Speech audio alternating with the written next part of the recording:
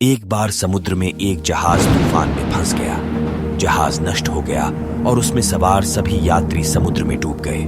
केवल एक आदमी परमेश्वर की कृपा से किसी तरह बच गया और कुछ देर बाद समुद्र के किनारे आया।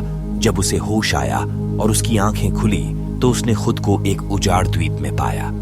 जैसे ही वह आदमी उठा तो उसने परमेश्वर से प्रार्थना करना शुरू किया और कहा, हे परमेश्वर, कृपया मेरी मदद करें, कृपया मुझे कुछ मदद भेजें। दिन बीत गया लेकिन उसके लिए कोई मदद नहीं आई। उसने अपनी रात समुद्र तट पर सोकर बिताई। अगले दिन जब वह उठा उसने फिर परमेश्वर से प्रार्थना की लेकिन कोई मदद नहीं मिली। ऐसे ही कुछ दिन बीत गए। अब तक वह पूरी तरह से हार मान चुका था। आदमी ने कुछ लकड़ी और घास इकट्ठा करना शुरू कर दिया और अपने लिए एक झोपड़ी बनाई। उसने टूटे हुए जहाज से सामान इकट्ठा किया और झोपड़ी में रख दिया। वह द्वीप पर नारियल और मछली खाकर जीवित रहने लगा। झोपड़ी में रहकर वह अपने दिन बिताने लगा। एक दिन उसने आग जलाई और भोजन की तलाश में निकल पड़ा।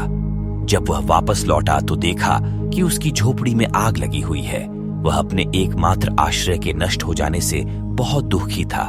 उसने क्रोध में आकर आकाश की ओर सिर उठाया और शिकायत करने लगा और कहा, हे परमेश्वर, मैंने तुमसे कहा था कि मुझे कुछ मदद भेजो, परंतु तूने मेरी प्रार्थना न सुनी। मैंने यहां रहने के लिए एक झोपड़ी बनाई थी और तुमने उसे भी जला दिया। वह बहुत निराश हुआ और रात तक परमेश्वर से शिकायत करता रहा और फिर वह समुद्र तट पर सो गया। सुबह वह उठा। जब उसने अपनी आंखें खोली उसने देखा कि एक जहाज किनारे पर आया है। उसे अपनी आंखों पर विश्वास नहीं हो रहा था। वह बहुत खुश था कि आखिरकार उसे मदद मिल गई। वह जहाज पर चढ़ गया और जहाज चलने लगा। जहाज पर चढ़ने के बाद उस आदमी ने जहाज के कप्तान से पूछा, तुम्हें कैसे पता चला कि मैं यहां इस निर्जन द्वीप में फंसा हूं? कप्तान ने उत्तर दिया, हमने द्वीप से आते हुए आपके द्वारा भेजा गया एक अग्नि संकेत देखा। हम समझ गए कि द्वीप पर कोई है। आदमी ने कहा, लेकिन मैंने कोई आग का संकेत नहीं भेजा। कैप्टन ने कहा, लेकिन हम तो आग का संकेत देखकर ही यहां आए हैं। ठीक तभी आदमी को अपनी जलती हुई झोपड़ी याद आ गई। वह समझ गया कि कप्तान जिस अग्नि संकेत की बात कर रहा था वह उसकी जलती हुई झोपड़ी थी। वह समझ गया कि यह परमेश्वर की योजना थी, उसकी झोपड़ी में आग लगाकर उसे निर्जन द्वीप से बाहर निकालने के लिए। वह समझ गया कि परमेश्वर की योजना उसकी अपने लिए बनाई गई योजना से बड़ी है और वह परमेश्वर को धन्यवाद देने लगा। हम भी अपने जीवन में बहुत सारी योजनाएं बनाते हैं, लेकिन जो हम चाहते हैं वो नहीं होता और जो होता है वह हमारी पसंद का नहीं होता।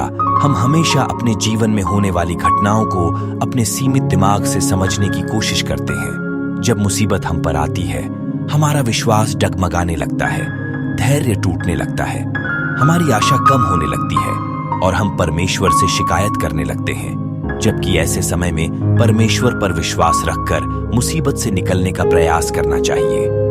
7 अरब से अधिक लोगों की दुनिया में परमेश्वर के पास हम सब के लिए एक उद्देश्य और एक योजना है।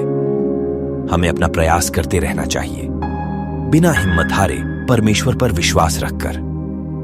हमारी कोशिशें और परमेश्वर का आशीर्वाद मिलकर हमें हर मुसीबत से बाहर निकाल सकता है।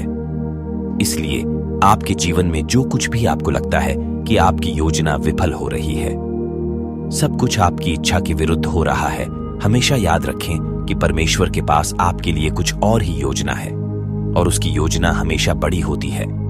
अपने लिए अपनी योजना से अधिक साहसी और बेहतर परमेश्वर की योजनाएं होती हैं। आमीन।